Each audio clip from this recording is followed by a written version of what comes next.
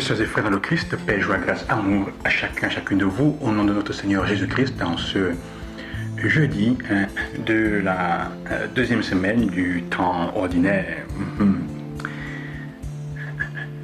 Le texte de la lettre aux Hébreux que nous lisons aujourd'hui me permet de revenir sur une chose que j'ai partagée avec vous il y a quelques semaines, liée à la question du sacrifice, à la valeur du sacrifice de Christ pour nous, combien il est différent des sacrifices que nous faisons, de tous les sacrifices qui sont dits.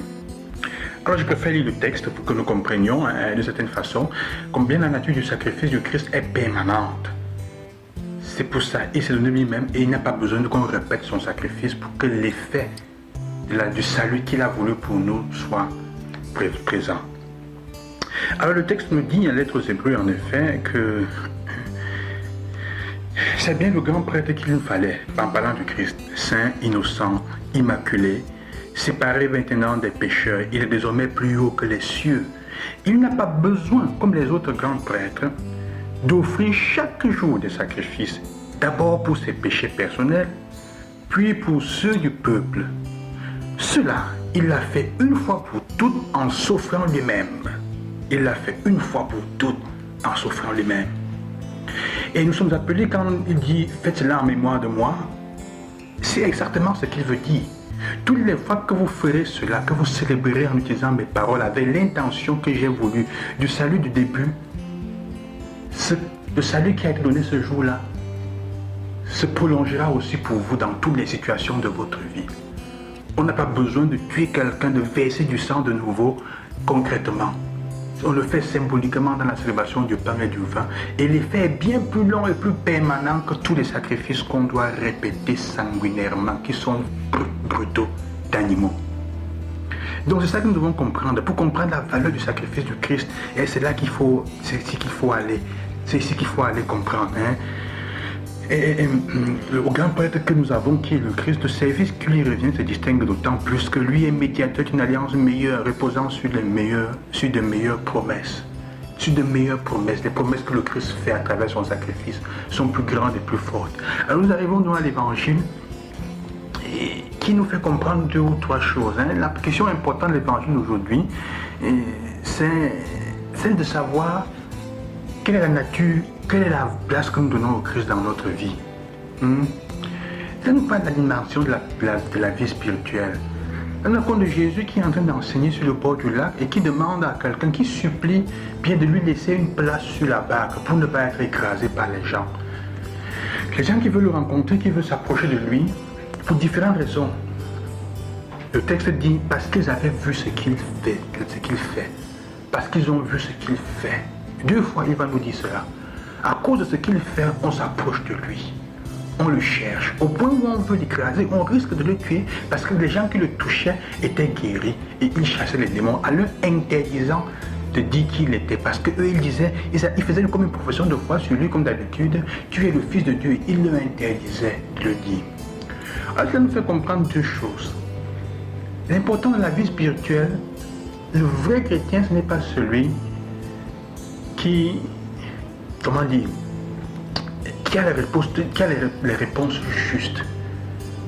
Dans le texte, même Satan, même les esprits mauvais ont les réponses justes sur la nature de Jésus.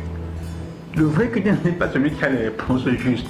Déjà, je le disais l'autre jour, avoir des informations ne signifie pas nécessairement qu'on a la foi. Le vrai, c'est celui qui n'est pas nécessairement celui qui a les réponses justes.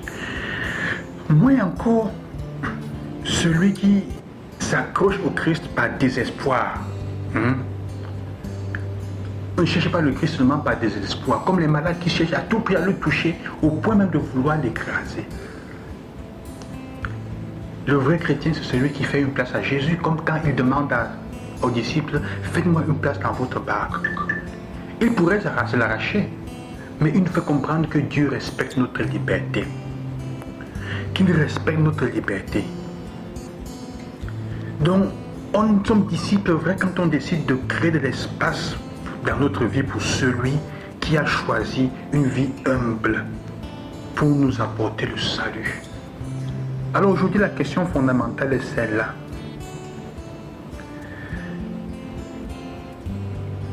Alors, toi, quelle est la place que tu donnes au Christ dans ta vie?